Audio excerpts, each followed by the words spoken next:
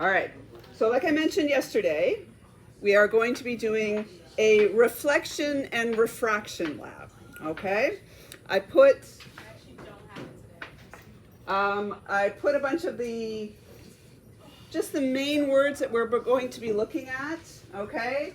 Everybody should hopefully at this point recognize. Why do I have Ray up there? Emily? For the Ray diagram, Ray blank of light, Ray model of light, good. Why do I have normal up there? It's definitely not to describe me. Sorry, really weird mood today. Why do I have the word normal there? Any ideas? It's okay if you don't know. Oh, Letitia has an idea. Yeah, it has to do with the different angles, right? Okay, cool. All right. So then angle of incidence, which one's that? Isha? It's the angle between the ray of incidence and the normal.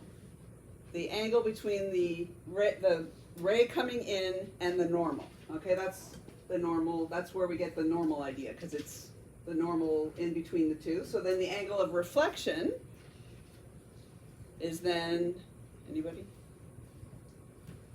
Janelle, you look like you had your hand up. Do you want to try it? No? Okay. All right. So the angle of reflection is just the angle that it comes back out again from the mirror to the normal. All right.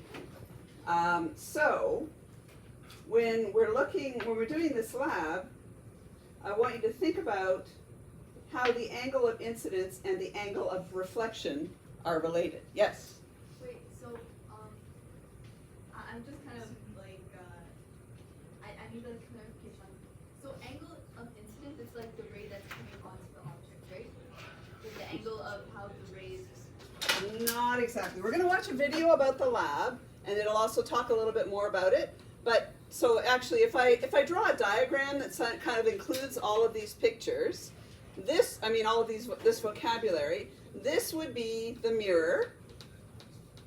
Why do I call it a plane mirror? Because it has a flat reflective surface. Okay, it's flat. That's important because we're going to be, when we continue on, we are going to be dealing with mirrors that are not flat. So we want to make sure that we make the distinction that right now we're dealing with a flat mirror. Then we have a light source. Okay, so this is our light source. And the ray comes in like this, and then it reflects like this. Okay, so the arrow, if we draw it like that. So, and that is, if it were straight, that would be the normal. It is the normal, okay? So the normal is in between the angle, the incident ray,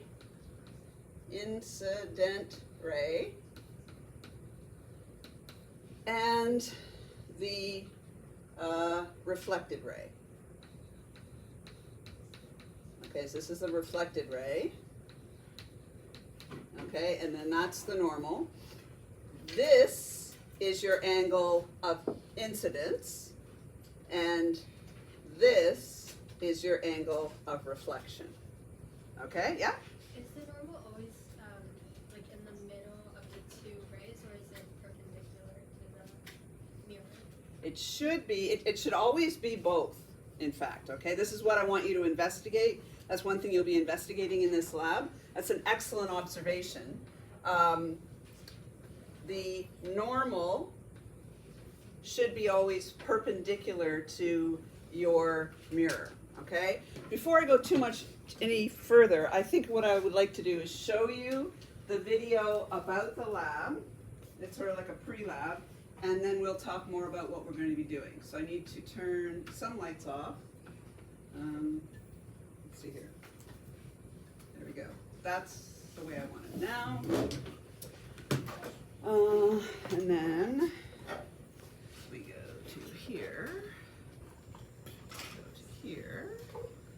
and then we unfreeze. So just when you're watching this, look for those words, okay, just to help us sort of familiarize ourselves with the vocabulary and what we're gonna be doing, okay?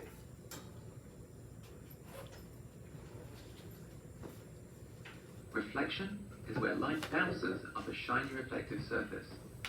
Refraction is where light bends when it moves from one medium to another. Light bounces in a particular way, and it bends in a particular way. Today we're going to investigate reflection and refraction, and try to find out how they work using everyday objects. For this physics lab, you will need a mirror with no border or frame, or not much of one, a piece of paper, a pencil and ruler, a pin or thumbtack, this one's optional, an aquarium-sized tank of water, about 300 grams of salt, a laser pointer, a second large container of water such as a saucepan, a dark room, and a funnel. Experiment 1, viewing reflection.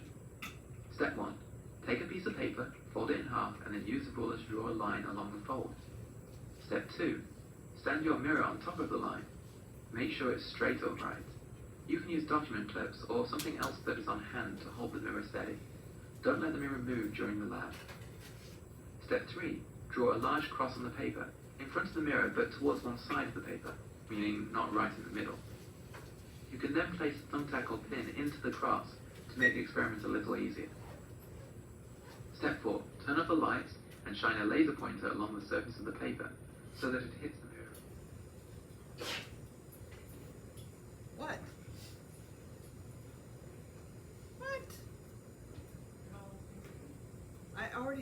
I've already signed in.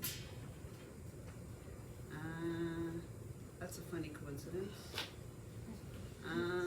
Okay, so, oh, I didn't log in. That was silly of me. Okay, so, while I log in,